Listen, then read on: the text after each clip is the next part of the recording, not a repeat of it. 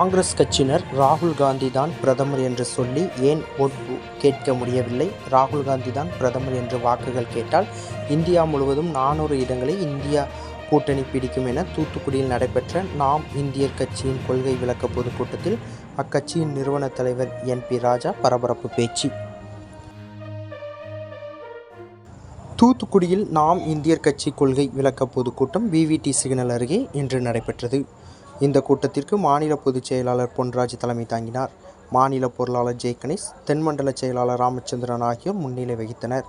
கூட்டத்தில் அனைவரையும் தூத்துக்குடி தெற்கு மாவட்ட செயலாளர் சங்கரன் வரவேற்று பேசினார். இந்த கூட்டத்தில் தூத்துக்குடி வடக்கு மாவட்ட செயலாளர் கருப்பசாமி, மாநில தொழிற்சங்க தலைவர் சரவணகுமார், தெற்கு மாவட்ட தலைவர் அமிர்தகாந்தன், தூத்துக்குடி வடக்கு மாவட்ட தலைவர் சுரேஷ் பெருமாள், மாநகர துணை செயலாளர் நஜ்முதீன், இசக்கி குமார், பெரியசாமி, சீனிவாசன், பிரபாகர், மாநகர பொருளாளர் விக்டர் மற்றும் மாநில மாவட்ட கிளைக்கழக நிர்வாகிகள் 500க்கும் மேற்பட்டவர்கள் கலந்து கொண்டனர். இதில் நாம் இந்தியர் கட்சி நிறுவன தலைவர் NP ராஜா கலந்து கொண்டு சிறப்புரையாற்றினார். அப்பொழுது அவர் பேசுகையில், பிஜேபி நேர்மையான கட்சி கிடையாது, ஆனால் காங்கிரஸை விட நல்ல கட்சி என்ற அவர் தற்பொழுது கேரண்டி என விளம்பரம் செய்து வருகிறார் மோடி என அவர் குற்றம் சாட்டினார். மேலும் காங்கிரஸ் கட்சியினர் ராகுல் காந்தி தான் பிரதமர் என்று சொல்லி ஏன் ஓட்டு கேட்க முடியவில்லை? ராகுல் காந்தி தான் பிரதமர் என்று வாக்கு கேட்டால் இந்தியா முழுவதும் 400 இடங்களை இந்தியா கூட்டணி பிடிக்கும். மேலும் திமுக, அதிமுக, பிஜேபி என அனைத்து கட்சிகளும் மீதும் NP ராஜா பரபரப்பான குற்றச்சாட்டை முன்வைத்தார். மேலும் வருகின்ற 2031ஆம் ஆண்டு நடைபெறும் சட்டமன்ற தேர்தலில் நாம் இந்தியர் கட்சி அதிக இடங்களில் வெற்றி பெற்று தமிழகத்தில் ஆட்சி அமைக்கும் என நம்பிக்கை தெரிவித்தார். கட்சிகளுக்கு பெரிய விஷயம் 7ஆம் ஆண்டில் இருக்கிறது. அப்படி ஒரு சூழ்நிலையில் பாராளுமன்ற தேர்தல் இருக்கிறது. பாராளுமன்ற தேர்தலில் பல கட்சிகள் கூட்டணி எல்லாம் பேசிக்கொண்டு இருக்கிற வேளையிலே இதே தூத்துக்குடியில் 2017 நாம் இந்தியர் அமைப்பு என்று இருக்கும் பொழுது இதில் ஒரு பொதுக்கூட்டம் நடத்தப்பட்டது VVT சிக்னல் அருகே. பின்பு 4ஆம் ஆண்டு துவக்க விழாவுக்கு கூட்டம் தயார் செய்யப்பட்டது. மழையினால் தடை ஏற்பட்டது. நாம் இந்தியர் கட்சி சார்பாக திருச்செந்தூர், திருநெல்வேலி, திருச்சி, சென்னை இப்படி பல பகுதிகளில் பொதுக்கூட்டங்கள் நிகழ்ச்சிகள் நடத்தி கொண்டு இருக்கிறது. இன்னைக்குள்ள சூழ்நிலையில் கட்சியில் தமிழக அளவில் அறியப்பட்டும் சுமார் ஒரு 10-15 மாவட்டங்களில் செடி அளவுக்கு வளர்ந்திருக்கிறது நாம் இந்தியர் கட்சி என்பதை இந்த கூட்டத்தின் வாயிலாக தெரிவித்துக் கொள்கின்றேன். இது அனைத்துக்கும் உறுதுணையாக இருக்கும் என்னோடு பயணிக்கும் என் நண்பர்கள் மற்றும் முக்கிய பதவிகளில் இருக்கும் ஒன்றிய கிளை, ஒன்றிய நகர பேரூர் கழக எந்தவித சன்மானமும் எதிர்பார்க்காமல் தேர்தல் பிரச்சாரமாக இருந்தாலும் சரி, எந்த நிகழ்ச்சியாக இருந்தாலும் சரி, அவர்களுக்கு நான் ஒன்றுமே செய்ததில்லை. ஆனால் ஒன்று மட்டும் என்னால் சொல்ல முடியும், 2026இல் அவர்கள் அனைவரும் MLA-ஆக சட்டமன்றத்துக்கு போவார்கள் என்பதை மட்டும் என்னால் உறுதியாக சொல்ல முடியும். இப்போது இந்த எங்களுடைய நாம் இந்தியர் கட்சியின் கொள்கை விளக்க பொதுக்கூட்டத்திற்கு மாவட்ட சார்பாக மாவட்ட செயலாளர், தெற்கு மாவட்ட செயலாளர் சங்கரன் அவர்கள், வடக்கு மாவட்ட செயலாளர் கருப்பசாமி அவர்கள் ஏற்பாட்டில் இங்கே வருகை தந்திருக்கின்ற பொதுமக்களையும் வருக வருக என வரவேற்றுகிறேன். நிகழ்ச்சி ஏற்பாட்டாளர்களும் வரவேற்கிறேன். மற்றும் கட்சி நிர்வாகிகள், மாநில நிர்வாகிகள், மாவட்ட நிர்வாகிகள் அனைவரையும் நான் வரவேற்கிறேன். அப்படின்ற கேள்வி இந்த இடத்துல ஏன் வருது அப்படின்னா, சுதந்திரம் அடைந்து மத்தியில் காங்கிரஸ் ஆண்டு கொண்டு இருந்தது. காங்கிரஸ் ஆட்சியில் உள்ள மந்திரிகள், அதிகாரிகள் மற்ற மாநிலங்களை சரியாக கவனிக்கவில்லை. அதனால் அவர்கள் செய்யும் குற்றங்களை, அவர்கள் செய்யும் தவறுகளை, அவர்கள் செய்யும் பாகுபாடுகளை களைவதற்கு மாநிலங்களில் உருவான கட்சிகள் தான் இன்று 50 ஆண்டுகள் ஆன கட்சிகள் தமிழகத்தில் இருக்கிறது. அதே போன்று இன்னைக்கு இந்த கட்சி 7 வருஷம் கடந்துட்டு இன்னும் இந்த கட்சி பயணிக்கும். என்னுடைய கடமை இந்த கட்சியை தமிழக அளவில் என்னால வளர்க்க முடியும், வளர்த்து இந்த கட்சி ஆட்சிக்கு வர்ற அளவுக்கு என்னால கொண்டு விட முடியும். அதை நான் 2031 என்னுடைய காலக்கெடு நான் வச்சிருக்கேன். முடியும். 2026 தனிச்சு போட்டிக்கிட்டு எம்எல்ஏக்கள் சட்டமன்றத்துக்குள்ள போகதான் போறாங்க. 2031 நாம் இந்தியர் கட்சியினுடைய ஆதரவு இல்லாம ஆட்சி நடக்காது என்பதையும் இந்த கூட்டத்தின் வாயில தெரிவித்துக் கொள்கிறேன். இந்த கொள்கையில முக்கியமான விஷயம் என்ன அப்படின்னா, தேசிய பாடத்திட்டத்துல மாணவர்கள் படிக்கணும்னு சொல்றோம். தேசிய பாடத்திட்டத்துல ஏன் மாணவர்கள் படிக்கணும்? இன்னைக்கு டயோசிசன் பள்ளிகள் இருக்கு. இன்னைக்கு பெருவாரியான ஆளுங்க தமிழக அளவுல தூத்துக்குடி, திருநெல்வேலி இந்த மாதிரி கடற்கரை பகுதிகளில் உள்ள இடங்கள்ல பூரா டயோசிசன் பள்ளிகள்ல தான் அனைவரும் கற்று பெரிய பெரிய அதிகாரிகளாகவும் பெரிய பெரிய அறிவாளிகளாகவும் இருக்காங்க. இன்னைக்கு அந்த டயோசிசன் ஸ்கூல்ல ஸ்டேட் போர்டு தான் இருக்கு. இன்னைக்கு மாணவர்களை திசை திருப்பிட்டாங்க. அந்த காலத்துல இளமையில உழைக்கணும், வருவாய் ஈட்டணும், கூட உடன் பிறந்த தங்கையோ அக்காவையோ கல்யாணம் முடிச்சு கொடுக்கணும், பணம் ஈட்டணும், வீடு கட்டணும், நம்மளை பாதுகாக்கணும் அப்படின்ற வாழ்க்கை தான் இருந்துச்சு ஆணுக்கு. ஆனா இன்னைக்கு 35 வயசு வரைக்கும் படிக்காங்க. இது டைவர்ட் பண்ணி விட்டாங்க இளைஞர்களை. அது மட்டும் இல்ல, இந்த பாடத்திட்டம் இது ஒரு பெரிய பிசினஸ் நடக்கு. உங்களுக்கு சாதாரணமா நம்ம 1ஆப்ல போய் சேர்த்தோம், அந்த பிள்ளைங்களுக்கு நீ தரமான கல்வியை கொடு, 12 வரைக்கும் ஒரு சிலபஸ்ல அந்த பிள்ளை படிக்கு. ரெண்டாவது அதே பிள்ளை கோச்சிங் சென்டர் போகுது. எது அடுத்த கவர்மெண்ட் எக்ஸாம், என்ட்ரன்ஸ் எக்ஸாம் எழுதுறதுக்கு, வேற டிகிரி படிக்க போறதுக்கு கோச்சிங் சென்டர் போகுது. அப்போ நேஷனல் சிலபஸ் சிபிஎஸ்சியா இருந்தாலும் பரவாயில்ல, படிக்கணும்னு ஏன் சொல்லலாம், கவர்மெண்ட்லயே கொண்டு வரணும் அப்படின்றது கட்சியினுடைய முக்கிய கோரிக்கை. இன்னைக்கு என்ன நடந்துட்டு இருக்கு தெரியுமா? இதெல்லாம் அரசியல்வாதிகளுக்கு தெரியுமா? பதவியில இருக்கிறவங்களுக்கு தெரியுமா? இந்த தொகுதி எம்பிக்கு தெரியுமா?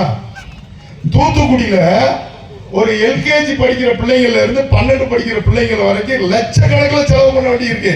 எல்லா தாய் தகப்பனும் சிபிஎஸ்சி பள்ளிக்கூடத்துல தான் படிக்க வைக்க நினைக்காங்க. எல்லாருமே தான் பிள்ளை அறிவாளியா தான் இருக்கும்னு நினைப்பாங்க. ஏன் நீங்க அதை அரசாங்கத்துல கொண்டு வரக்கூடாது? அந்த பாடத்திட்டத்தை நீங்க எல்லா இதுலயும் கொண்டு வர வேண்டாம், வரலாறுல கொண்டு வர வேண்டாம். தமிழை மழுங்கடிக்க சொல்லல, வரலாறு மழுங்கடிக்க சொல்லல, குறிப்பா ஒரு 4 பாடத்திட்டத்துல கொண்டாங்க. சயின்ஸ், மேக்ஸ், பிசிக்ஸ், அந்த மாதிரி 4 பாடத்திட்டத்துல மட்டும் கொண்டாங்க. அதை கூட கொண்டு வர மாட்டேங்க. இது எங்களுடைய முக்கியமான கொள்கையை நாங்கள் வச்சிருக்கோம். அது மட்டும் இல்ல, முதியோரை பாதுகாப்போம். இந்த வார்த்தை ஏன் சொல்றோம்? வயசான எல்லாரையும் இளையோர் தான் பாதுகாக்கும். இப்ப நான் கேட்கிறேன், 60 வயசுக்கு மேல உள்ள ஆணுக்கும் பெண்ணுக்கும் வேலை இருக்கா? என்ன வேலை பார்ப்பாங்க? ஒண்ணு அவங்களுடைய பிள்ளைய அண்டிதான் வாழணும், இல்லைன்னா அவங்களுக்கு வருமானமே கிடையாது, கிடந்த இடத்துல இருக்கணும். ஆனா 20 வருஷம் 30 வருஷத்துக்கு முன்னால இருந்த நிலைமை வேற. இன்னைக்கு எல்லாமே இவங்க ஒரு சின்ன சின்ன சட்டமா போட்டுக்கிறது.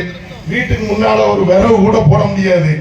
மத்திய அரசுல கேஸ் வாங்கி உபயோகிக்க ஆரம்பிச்சது. இன்னைக்கு கேஸ் ஒரு பெரிய பிசினஸா இருக்கு. மத்திய அரசுக்கு பெரிய பிசினஸ். அதுல ஒரு இன்கம் பார்க்காங்க, அதுல ஒரு கமிஷன் கிடக்கு, நிறைய திணிக்காங்க. இப்ப எல்லாருமே கேஸ் கிட்டத்தட்ட 70% 80% வரை கேஸ் உபயோகத்துக்கு வந்தாச்சு. இனிமே அடுப்பெரிக்க முடியாது. அதுல இன்னொரு விளக்கமும் சொல்றேன். இன்னைக்கு எதிர்ப்பு சக்தி குறையுது, உடல் வலிமை இல்லைன்னு சொல்றாங்க. நீங்க கேஸ்ல அதிகமா சூடு பண்றீங்க, சத்துக்கள் போகுது, காய்கறியில போகுது, மற்ற இது மாமிசத்திலையும் சத்துக்கள் போகுது. அப்போ நம்மளை கேஸுக்கு உட்படுத்திட்டாங்க. மத்திய அரசு தான், மத்திய அரசு, மாநில அரசு. அப்போ முதியோர்கள் 60 வயசுக்கு அப்புறம் என்ன வேலை செய்வாங்க? ஒரு ஏடிஎம்ல வாட்ச்மேனா இருக்க முடியுமா? ஒரு கம்பெனியில வாட்ச்மேனா இருக்க முடியுமா? இன்னைக்கு உள்ள காலகட்டத்துக்கு 10:30 மணிக்கு மேல இளைஞர்கள் ஜோடியா போக முடியுமா ரோட்ல?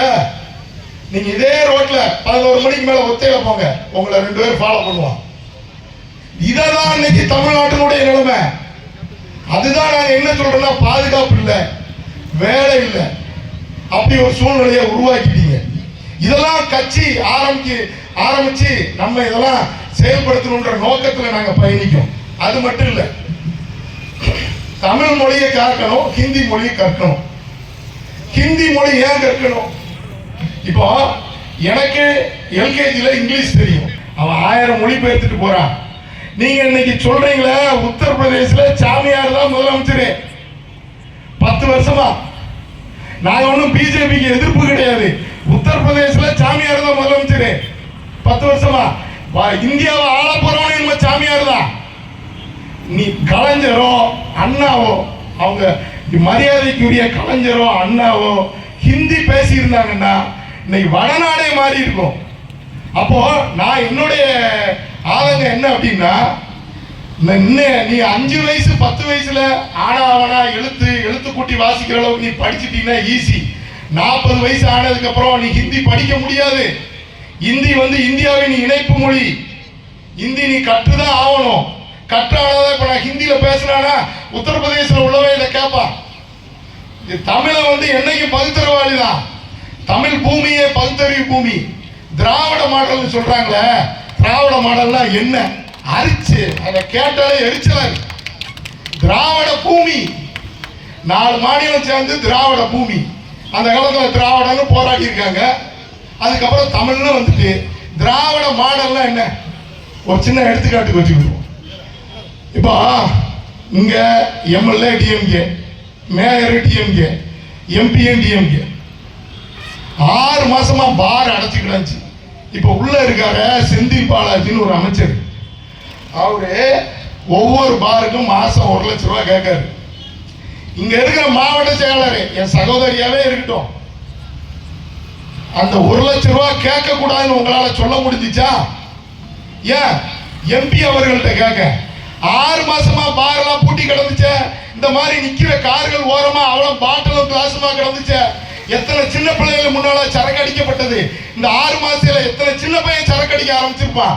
இதை தடுக்க முடியல. நீங்க மறுபடியும் எதுக்கு எம்பி அங்க நிக்கணும்னு நினைக்கீங்க? இதெல்லாம் ஆட்சியின் அவலங்கள். அதே மாதிரி பிற மாநிலத்தை பத்தி பேசுறது. இப்ப கர்நாடகால தண்ணி தரல.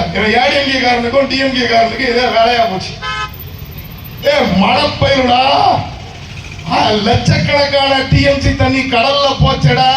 இங்க தூத்துக்குடி மாவட்டத்துல, திருநெல்வேலி மாவட்டத்துல உள்ள லட்சக்கணக்கான பேர் உன்னுடைய வாழ்வாதாரம் போச்ச. தடுப்பணை கட்டணும்னு அறிவு இருந்துச்சாடா? இதெல்லாம் சிந்திக்கணும். சும்மா அரசியல். நீங்க பாராளுமன்றத்துக்கு போய் என்ன செய்வீங்க? கொஞ்சம் யோசித்து பாருங்க. சமூக நீதி, சமூக நீதி இருக்காங்க. சமூக நீதி எனக்கு என்னன்னு தெரியல. இப்போ சமூக நீதினா எல்லாருக்கும் சமத்துவம், ஜாதி மதம் வேறுபாடு இன்றி ஏழை பணக்காரன் எல்லாமே எல்லாருக்கும் எல்லாம் கிடைக்கும். அந்த சமூக நீதி இன்னைக்கு இருக்கா? சமூக நீதி ஒரு பக்கம் இருக்குன்னு வச்சுக்கணும். மனித நீதி இருக்கா? அரசு அலுவலகங்கள்ல மனிதர்களுக்கு மரியாதை இருக்கா? காவல்துறை அன்பர்கள் ஹெல்மெட்டுக்கு மதிக்கும் போது, லைசன்ஸ் இல்லைன்னு மதிக்கும் போது மனித நீதி இருக்கா? மனித நீதியில நீ சமூக நீதியை பத்தி பாராளுமன்றத்தில் போய் பேசுற. சரி, அதான் இருக்கட்டும். நீ என்ன குறை சொல்லுவீங்க? மத்திய அரசை என்ன குறை சொல்லுவீங்க? 547 எம்பில நீங்க வெறும் 39 எம்பி. நீங்க என்ன செய்ய முடியும்? ஒண்ணும் செய்ய முடியாது. சமூக நீதி, மதச்சார்பின்மை, இப்படியே பேசிக்கிட்டே போக வேண்டியதான். அப்போ இதனுடைய விளைவு என்ன ஆகுதுன்னா, ஒரு பக்கம் நோய் புண்ணு பெருசாகி வயிறு வீங்கிக்கிட்டே போகுது. அந்த நோய் என்ன அப்படின்னா, உழைச்சி வாழ முடியல. உழைச்சி வாழ முடியல. பாதுகாப்பு இல்லை, உத்தரவாதம் இல்லை, மரியாதை இல்லை, கொள்கையை வைத்து பணிக்க வேண்டிய சூழ்நிலை.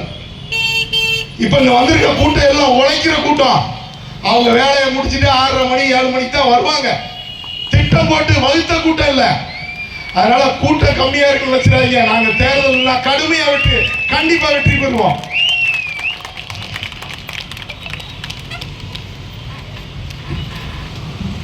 அதே மாதிரி நாம் இந்தியர் கட்சியில் நாங்கள் ஒரு முடிவு பண்ணியிருக்கோம். எப்படின்னா இப்போ எல்லா கட்சியிலையுமே மகளிர் அணி இருக்கும். இப்போ எங்கள் கட்சியில் வந்து மகளிர் பிரிவு. ஏன் மகளிர் பிரிவுனா, மகளிர் பிரிவு மாவட்ட செயலாளர், மகளிர் பிரிவு வட்ட செயலாளர், மகளிர் பிரிவு மாநில தலைவர் அப்படின்றத தான் நாங்கள் செலக்ட் பண்ணி வச்சுருக்கோம். இன்னும் ஒரு வருஷத்தில் இந்த பதவிகளுக்கெல்லாம் நாங்கள் ஆள் இது பண்ணுவோம். எல்லாம் கீழே இருந்து மேலே கொண்டு போவோம். அதனால் எல்லாம் இந்த மீட்டிங்கை கேட்டுக்கிட்டு இருக்க மக்கள், இங்கே வந்திருக்க மக்கள் எல்லாருக்கும் சொல்கிறேன், மகளிர் பிரிவுன்னு ஆரம்பிக்கும். தைரியமாக சேரலாம். மகளிர் பிரிவுன்னா ஒரு வட்ட மகளிர் வந்து ஒரு மாவட்ட மகளிர் கட்டுப்பட்டா போதும், மாவட்ட செயலாளருக்கு கட்டுப்பட வேண்டாம், ஆண் மாவட்ட செயலாளருக்கு. அப்படி ஒரு பிரிவை ஏற்படுத்தணுன்ற திட்டத்தில் அதை ஏற்படுத்தி சென்னையில் ஒரு 2 இடத்துல பதவிக்கு ஆள் போட்டிருக்கோம். வருங்காலங்கள்லாம் படிப்படியாக செயல்படுத்த போதும்.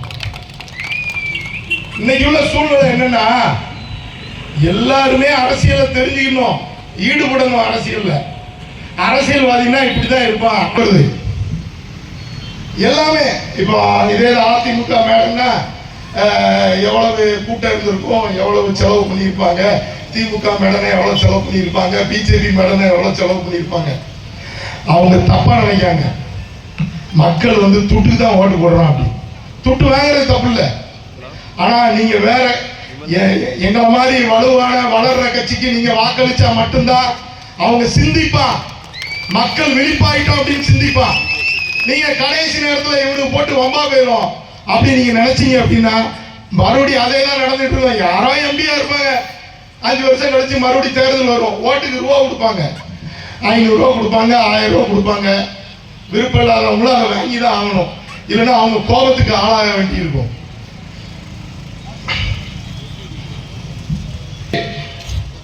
மோடி சொல்றாரு, மோடி வந்து என்ன சொல்றாருன்னா, நீ இந்தியா முழுதும் ஒரு 10 பேர், லாலு பிரசாத் யாதவ்ல இருந்து மம்தா பானர்ஜி, மகாராஷ்டிராவில் உள்ள சீஃப் மினிஸ்டர், முன்னாள் சீஃப் மினிஸ்டர், அது மாதிரி தமிழ்நாட்டில் உள்ள சீஃப் மினிஸ்டர், நீ எல்லாருமே குடும்பத்துக்கு தான் உழைக்க.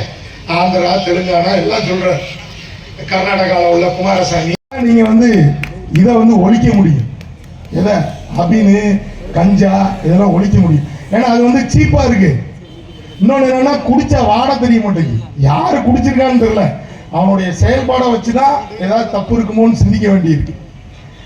இது இளைஞர்கள் மத்தியில் இன்னைக்கு இல்லை, சுமார் 10 முதல் 15 ஆண்டுகள் நல்லா பரவிட்டு இப்ப முத்திட்டு. அதனாலதான் இன்னைக்கு ஒரு ஆளுங்கட்சி எம்பியோ எம்எல்ஏயோ மந்திரியோ முதலமைச்சரோ யாரா இருந்தாலும், அது மத்திய அரசுனாலும் சரி, பிரதமரோ இல்ல மத்திய அமைச்சர்களோ இல்ல மாநில பிஜேபி கட்சி தலைவரோ யாரா இருந்தாலும் அவங்க கிட்ட யார் போய் அண்ட முடியும்னா, இந்த மாதிரி குறுக்கு வழியில தொழில் பண்றவன் தான் அண்டுவான். அதே மாதிரிதான் இந்த போதை வஸ்து விற்கிறவன் இவங்க கூட அண்டி நல்லா அரசு ஆதரவுல நல்லா கடத்திக்கிட்டு இருந்திருக்கான். இப்ப இது திமுகவை முகத்தர கழிக்கிறதுக்காண்டி பிஜேபி காமிச்சு கொடுத்துருக்கு. இன்னைக்கு பிஜேபியும் திமுகவும் கூப்பிட்டுனா இது வெளியே வந்திருக்காது. அதே ஆளா கூப்பிட்டு ஒரு சாதாரண சின்ன 75 கேஸை போட்டு அனுப்பி விட்டுருப்பாங்க. இப்படிதான் இருக்கு இன்னைக்கு அரசியல். அதனால இதுக்கு காரணம் என்னன்னா, வருஷம் ஆட்சியை மாத்திக்கிட்டே இருக்கும், வருஷம் கேண்டிடேட்டை மாத்தணும். இப்ப இங்க என் சகோதரி தான் இங்க வந்து எம்எல்ஏ இருக்காப்ல, அடுத்த வட்டம் மாத்திருங்க, அடுத்த வட்டம் வேற ஆளு தான் எம்எல்ஏ வரணும். அப்பதான் அந்த ஜனநாயகத்துக்கு வந்து மதிப்பு இருக்கு. அதே மாதிரிதான் மோடி இருந்துகிட்டே இருக்கான், போக மாட்டேங்க. அவன் என்ன செய்ய, மோடி இப்ப விளம்பரம் வருது, ஹிந்தியில சொல்றாப்ல, கஷ்டப்பட்டவங்களுக்கு மோடி கா கேரண்டி ஹே அப்படின்னு கேப்ப. இந்த லலிதா ஜுவல்லரிக்காரர் வருவாரு, நான் கேரண்டி என்கிட்ட எடுக்கிற நகையை வந்து மறுபடியும் என்கிட்ட மாத்திக்கலாம். இப்ப இதுதான் நகை கடையில வேலை நடக்கு. 2 வருஷம் எடுத்துட்டு 3ஆவது வருஷம் போய் மாத்திக்கலாம் அந்த நகையை.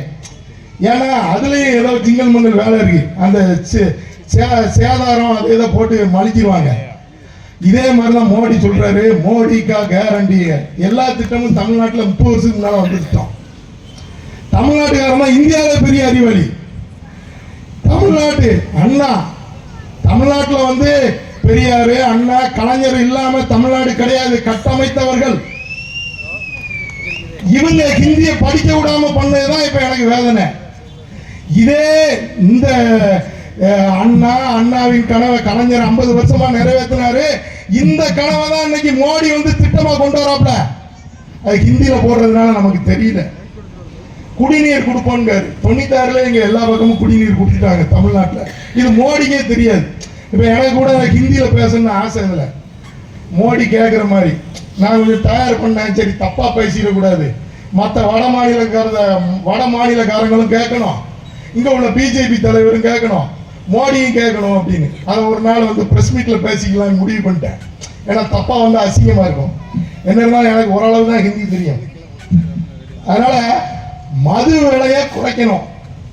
மது விலை குறைஞ்சா கஞ்சா வியாபாரம் குறையும்.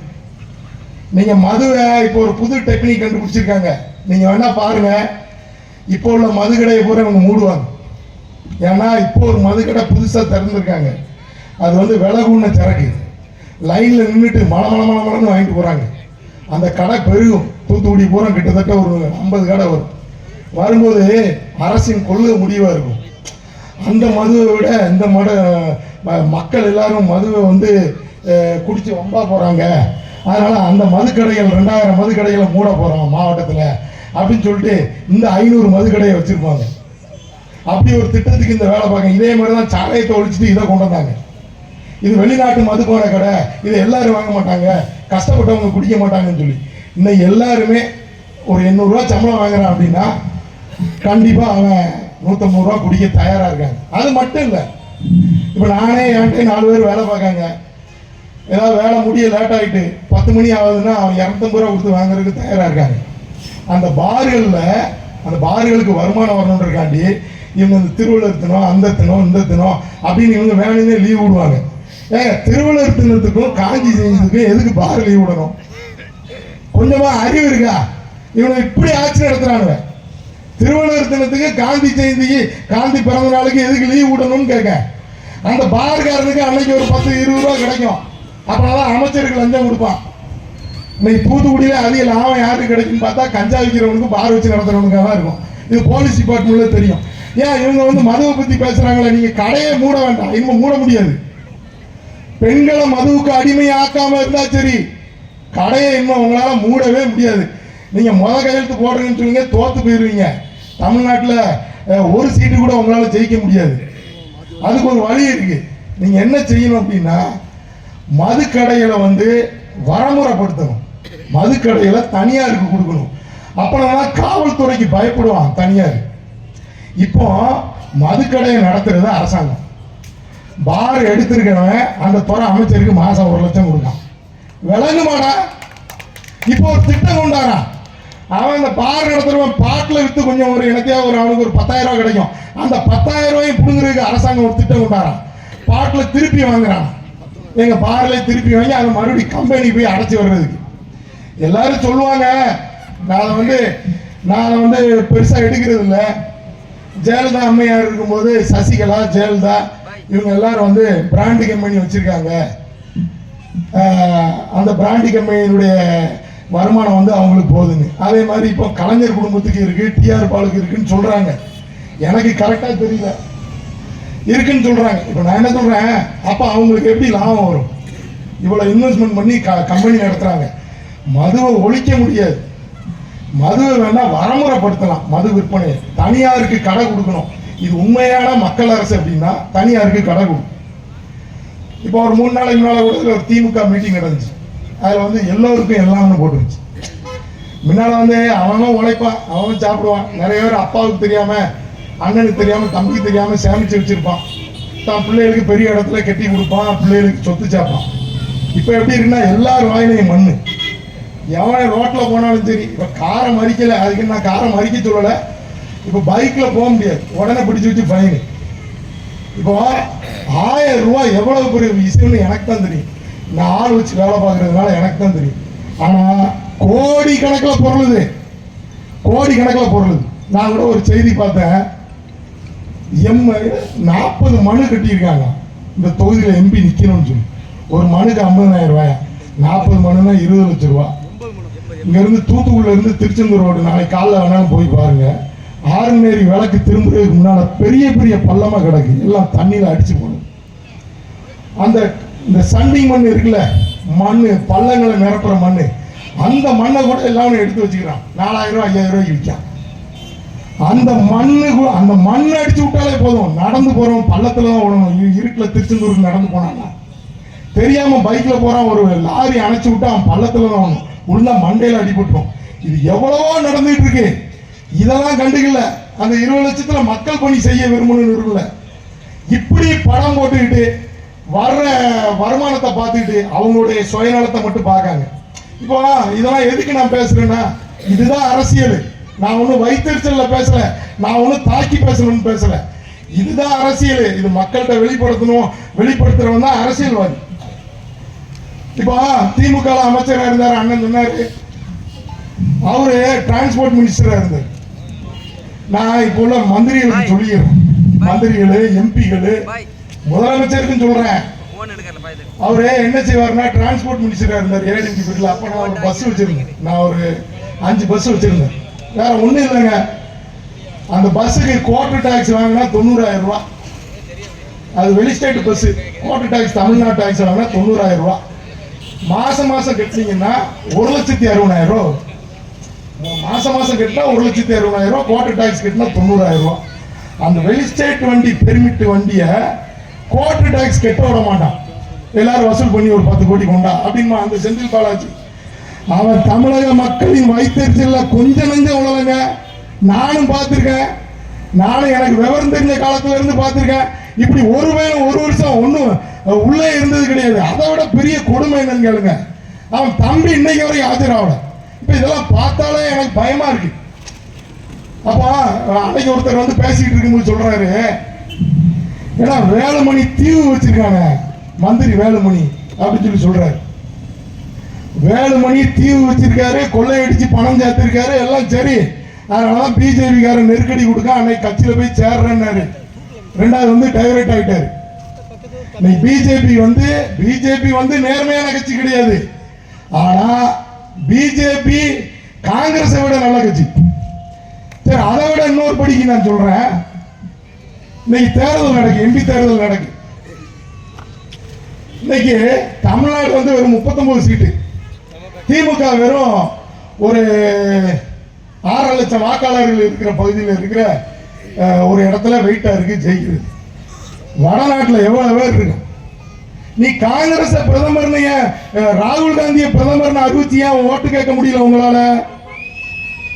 நீ ராகுல் காந்தி பிரதமர் அறிவிச்சு ஓட்டு கேளு, 400 சீட்டு ஜெயிக்கும் இந்தியால.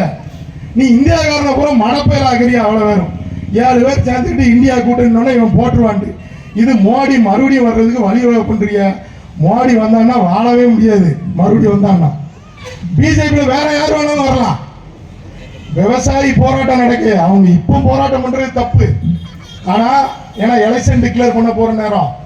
ஆனா விவசாயி போராட்டத்தை ஒரு இறங்கி போய் ஒரு பணிவா நான் செய்யறேன். மோடி நினைக்காரு தெற்க தமிழ, வடக்க தலைப்பகுதியில் இஸ்லாமியர், காஷ்மீர், அதுக்கப்புறம் சீக்கியர், இவனுக்கு தேவை கிடையாது, இவனு இல்லாமலே நம்ம பிரதமர் ஆகணும் அப்படின்ற ஒரு காரணத்தினாலதான் ராமஜென்ம பூமியை அவசரமா திறந்திருக்காரு. இது எந்த அளவுக்கு பயன் தரப்போகுதுன்றது எலெக்ஷனுக்கு அப்புறம் தான் தெரியும். இப்ப மோடி இவ்வளவு விளம்பரம் பண்றாரு, எத்தனை நவீன திட்டம் கொண்டு வந்தாலும் சரி. அவர் சொல்றாரு, நான் 25 கிலோ அரிசி. அந்த மாவட்ட ஆட்சியரை மாத்தாதனால தூத்துக்குடி துப்பாக்கி சூடு நடந்துச்ச. இன்னைக்கு காவல்துறை அன்பர்கள் ஒரு 4 பேரை மட்டும் அதுல குற்றவாளி ஆக்கியிருக்கீங்களே. அந்த சந்தர்ப்பத்தை உருவாக்கின கடம்பூர் ராஜி தானே அதுல முதல் குற்றவாளி.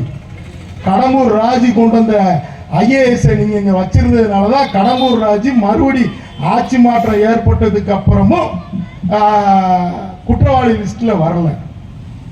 அப்போ நீங்க ஒரு மாவட்ட ஆட்சியர் கொண்டு வரீங்க, அந்த மாவட்ட ஆட்சியர் சரியா நிர்வாகம் பண்றானான்னு கண்காணிக்கணும். இங்க அப்படி இல்லை. நீங்க மாவட்ட ஆட்சியர் ஆபீஸுக்கு போங்க, துரைமுருகன் துறை அமைச்சர்னு சொல்லிட்டு அவர் துறை அமைச்சர்ல இருந்து ஒரு 4 பேர் வசூல் பண்ண உட்கார்ந்துருப்பான் கனிம வளத்தை. அவர் சொல்றதுதான் இந்த கலெக்டர் கேட்பாரு. அவன் ஒரு யூனிட்டுக்கு 250 ரூபா மேனிக்கு 500 யூனிட் சீட் அடிக்க வந்தா அங்கேயே ரூபா வாங்குவான். ரூபா தரலன்னா ஆர்டிஓவோ டிஆர்ஓவோ கலெக்டரையும் அனுப்பி அந்த வண்டியை பிடிச்சி உள்ளே போடுவான். இது தெரியாம நீதிமன்றங்கள்ல கனிம வளத்தை களவாண்டுட்டான்னு சொல்லி அந்த டிரைவரை 2 மாசம் வெளியே விட மாட்டாங்க. இவங்களுக்கு யாரு ரூபா தெரியலையோ அந்த வண்டியை தான் பிடிப்பாங்க. இந்த அளவுக்கு கேவலமா போயிட்டு இருக்கு மாவட்ட ஆட்சியர் அலுவலகம். இது இந்த கூட்டத்தின் வாயிலா தெரிவிச்சாதான் பத்திரிகையாளர்களுக்கே தெரியும் நினைக்கிறேன் என் பார்வைக்கு.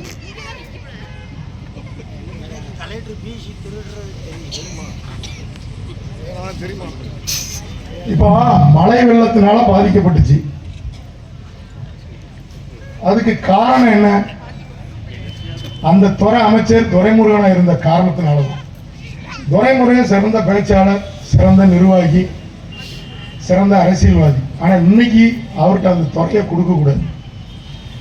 ஏன்னா கிட்டத்தட்ட 15 ஆண்டுகளுக்கு முன்பு இந்த வாய்க்கால்ல விவசாயிகள் தண்ணி திறக்கணும்னா கூட சிஇக்கோ எஸ்சிக்கோ போய் லஞ்சம் கொடுக்கணும். அந்த அளவுக்கு கேவலப்படுத்திட்டாங்க. அதனால ஜெயலலிதா ஆட்சி காலத்துல முதலமைச்சர் அறிவிச்சாதான் அணையை திறப்பாங்க. அந்த கொடுமை தான் இப்ப நடந்துச்சு. இது சாதாரண பாமரனுக்கு தெரியும், சாதாரண விவசாயிக்கு தெரியும், தொழில் பண்றவனுக்கு தெரியும். மழை காலையில இருந்து சாயந்தரம் வரைக்கும் பெய்யுது, நைட்டு விட மாட்டேங்கி, அடுத்த நாள் காலையிலேயும் மழை பெய்யுது, வெள்ளம் வரப்போகுதுன்னு எல்லாருக்கும் தெரிஞ்சு போச்சு. ஆனா அணையை திறந்து விடல. நீ பகல்ல அணையை திறந்து விட்டுருந்தா தண்ணி கடந்திருக்கும். நைட்ல 12 மணிக்கு இவங்க எல்லாரும் ஒன்று கண்டுபிடிச்சிருக்காங்க. இந்த செல்போன் நம்பர்ல இணைச்சி வச்சுக்கிடுவாங்க. உடனே அந்த திட்டத்தை அதில் மெசேஜ் போட்டுருவாங்க. நைட்ல 12 மணிக்கு மெசேஜ் வருது, 15 கிராமத்தை காப்பாற்றுறதுக்கு திருநெல்வேலி கலெக்டர் வந்து தாமிரபரணி அணையை திறந்து விட சொல்லியிருக்காரு. அவ்வளோ ஒரு வாயிலையும் மண்ணு. எல்லார் வீட்லேயும் சுமார் அந்த நட்டை வெளியே சொல்ல முடியாது. நீங்க யாராவது தனியா கூப்பிட்டு கேட்டா அழுதுருவாங்க. வீட்டுல அவ்வளவு ஜாமான் பறி போயிட்டு. நானும் தண்ணிக்குள்ள பல பகுதியில் போய் பார்த்தேன். எல்லா இடமும் தண்ணி தான். தண்ணிக்குள்ள இப்ப நான் இருக்கிற வீட்டுக்கெல்லாம் தண்ணி வந்ததே கிடையாது. ஆனா இந்த வருஷம் தான் தண்ணி வந்துச்சு. அது காரணம் என்னன்னா இந்த மழைப்பொழிவு. இந்த மாநகராட்சியில் வேலை பார்க்காம பாருங்க, ஏசி ரூம்ல உட்காந்துக்கிட்டே எஸ்டிமேட் போடுவான். அவன் தப்பா போட்ட வாய்க்கா தண்ணி பூரா அங்கிட்டு தாண்டிட்டு ரோட்டு வழியா போகுது. ரோடு வந்து வண்டி போறதுக்கு வச்சிருக்கான். ஓடையில தண்ணி வந்து கம்மியா இழுக்க மாட்டேங்கணும்னா அடுத்த ரோட்டு வழியா பாஞ்சு தண்ணி போகுது. எங்க வீட்டு ஏரியாக்கெல்லாம் இது வரைக்கும் நான் பிறந்ததுல இருந்து தண்ணி வந்ததே கிடையாது. சரியான மேட்டு போகுது, அங்கேயே தண்ணி வந்துட்டு. அதுதான் எல்லாருக்கும் எல்லாம் எல்லா வகையிலையும் மண்ணு, எல்லா வீட்டுக்குலையும் தண்ணி. இவங்களால துரிதமா நிர்வாகம் பார்க்க முடியாது. ஏன்னா இவங்க அதிகாரி சொல்றதுதான் கேட்காங்க. பழைய ஆட்க அரசியல்வாதிகள் வந்து இவங்க சொல்றத அதிகாரி கேட்பாங்க. இப்ப அதிகாரி சொல்றதுதான் இவங்க கேட்காங்க. இது இந்தியா ஃபுல்லா இப்படி கெட்டு போச்சு. இந்த இதுல என்னமோ மக்கள் பூரா இங்க மஞ்சள் குளிக்கிற மாதிரி இவங்க பேட்டி கொடுக்கறதும் இவங்களுடைய இதுவும். ஆனா உண்மையான நிலவரம் திமுக தமிழ்நாட்டில் 20 சீட்டுக்கு மேல ஜெயிக்காது. அண்ணன் எடப்பாடிய கொஞ்சம் வாழ்த்தலாம். என்னன்னா அவன் சுயநலவாதி தான். அவன் அண்ணன் எடப்பாடியும் கொள்ளக்காரர் தான். அவரு வந்து பாரம்பரியம் இல்லாத ஆள். இப்ப எப்படின்னா ஒரு 4 பேர் பெட்டியை தூக்கிட்டு வரான், நம்மளும் கூட சேர்ந்து தூக்கிட்டு வரோம் தங்க பெட்டி நம்ம வீட்டுல தங்கிட்டு. அந்த மாதிரி எடப்பாடி இன்னைக்கு ஏடிஎம்கே எடப்பாடி வீட்டுல தங்கிட்டு. அதே எடப்பாடி வீட்டுல தங்கிட்டு இப்ப தென் மாவட்டம் தான் ஏடிஎம்கே கிடையாது. இப்போ நம்ம செயலாளர் கூட ஒரு முயற்சி பண்ணார், எப்படியாவது ராஜா அண்ணனை இந்த வட்டம் எம்பி ஆக்கிருக்கணும். இப்போ சொல்லிட்டு தான் இருக்காரு. இந்த தொகுதியில் அண்ணன் நின்னீங்கன்னா நான் பிஜேபிக்கும் ஏடிஎம்கேயும் உங்களை பொது வேட்பாளரை ஆதரிக்க சொல்லுவேன் அப்படின்னு சொல்லிட்டு இருக்காரு. அதே மாதிரி ஒரு முயற்சி பண்ணார். முயற்சி பண்ணும்போது ஒரு இடத்துல இப்போ அதிமுகவுக்கு தகவல் போயிருக்கு. இப்படி செயலாளர் வந்து மரியாதை நிமித்தமா அதிமுக எடப்பாடி அவர்களை சந்திக்கிறாரு. இன்னைக்கு இல்லை, 6 மாசத்துக்கு முன்னால சந்திக்கிறாரு. ஏன்னா நம்ம கொள்கை ரீதியா தான் நாங்க பயணிப்போம். கொள்கை ரீதியா எங்க கொள்கை ரீதியா திமுக கூட பயணிக்க முடியாது. ஏன்னா அது எங்க எதிரான கொள்கை. ஒண்ணு பிஜேபி கூட போகணும், இல்லைன்னா ஏடிஎம்கே கூட போகணும். அப்போ அவரு நினைச்சு ஏடிஎம்கே கூட எடப்பாடி அவர்களை மரியாதை நிமித்தமா சந்திக்கணும் அப்படின்னு ஒரு டேட் கேட்டிருக்காரு. உடனே எடப்பாடி வந்து மாவட்ட செயலாளர் மீட்டிங்ல இப்படி ஏதோ, ஏன்னா அவங்க நமக்கு வந்து நேம்போர்டு என்ன அப்படின்னா நம்ம பெரிய அளவில் வளரலை, பெரிய அளவில் பிரபலி இல்லாதனால உடனே பெரியசாமி மக மந்திரி தம்பி அப்படின்னு தான் வரும். அப்போ மந்திரி தம்பி வந்து இப்படி அந்த கட்சியில இருந்து இனி செயலாளர் சந்திக்க வரான்னு சொல்லியிருக்காரு. அப்போ அண்ணன் கடம்பூர் ராஜு சொல்லியிருக்காரு, அவன் ராஜா வர சொல்லுங்க, அவன் ஒன்றும் பெரிய ஆள் கிடையாது அப்படின்னு. நான் என்ன சொல்றேன், கடம்பூர் ராஜே பெரிய ஆள் கிடையாது. கடம்பூர் ராஜு இந்த மாவட்டத்தை அதிமுக நிர்வாகம் பண்ற அளவுக்கு தகுதி உள்ள ஆள் கிடையாது. கடம்பூர் ராஜு நிர்வாகம் பண்ண போய் தான் இந்த மாவட்டத்தில் அதிமுக அழிஞ்சிட்டு. இந்த வட்டம் நீங்க வேட்பாளர் போட்டு எலெக்ஷன்ல வேலை செஞ்சாதான் உங்க கட்சி அழிஞ்சிருக்கிறது தெரியும். அதை விட நம்ம அண்ணன், நான் ஒரு நாள் தெரியாம யாருக்கு வணக்கம் போடுறது இல்லை, எனக்கு தெரிஞ்சவங்களுக்கு தான் நான் போடுவேன். ஏன்னா நான் வந்து என்கிட்ட வேலை செய்யறவங்களோ எங்க வேண்டியவளோ நீங்க வணக்கம் போடாதீங்கன்னு தான் சொல்லுவேன். ஏன்னா வணக்கன்றது வந்து என்னைக்காவது ஒரு நாள் பாக்குறவங்க போடுறது. நம்ம டெய்லி சந்திக்கிறவங்க வந்து சிரிக்க மட்டும்தான் செய்யணும் அப்படின்றது என்னுடைய பாலிசி. இந்த அண்ணன் எஸ்பி சம்பளம் என்ன இருக்காருல்ல, அவரை தெரியாம 2 நேரம் வணக்கம் போட்டு தொலைச்சிட்டேன். யாருமே மதிக்க மாட்டாங்க அவரை, தூத்துக்குடிக்காரன். நான் தெரியாம வணக்கம் போட்டேன். அந்த எஸ்பி சம்பளம் சொல்லியிருக்காரு மாவட்ட செயலாளர் மீட்டிங்ல, நான் 1 வாரத்துல ராஜாவை ஏடிங்கில சேர்த்து காமிப்பேன்னு சொல்லி. ராஜா நான் சின்ன பையன் நினைச்சீங்களா? தமிழ்நாட்டை ஆள்றதுக்கு சக்தி படைச்சவன். சவால் விட்டு பாக்க, இன்னைக்கு உள்ள முதலமைச்சராக இருந்தாலும் சரி, முன்னாள் முதலமைச்சராக இருந்தாலும் சரி, ஏட்ட நீ விவாதத்துக்கு வாங்க, எந்த துறையா இருந்தாலும் சரி என்னால பதில் சொல்ல முடியும். நான் ஒன்னும் சாதாரண ஆள் கிடையாது. நானும் 14 வயதுல இருந்து அரசியலை சுவாசித்தவன். அரசியலை சுவாசித்தவன். யார்கிட்ட வேண்டாலும் விவாதம் பண்ண தயார். தகுதி இல்லாதவன் தமிழ்நாட்டுக்கு முதலமைச்சராக வரக்கூடாது இனிமேல். இதுதான் நாம் இந்தியர் கட்சியினுடைய ஆரம்பம். எங்களுக்கு ஜாதி கிடையாது, மதம் கிடையாது, மொழி கிடையாது. ஆனா கட்சி வளரும். செய்திகளை உடனுக்குடன் தெரிந்து கொள்ள உங்கள் கரம் டிவியை சப்ஸ்கிரைப் செய்யுங்கள். அதோடு பெல் பட்டனையும் கிளிக் செய்யுங்கள்.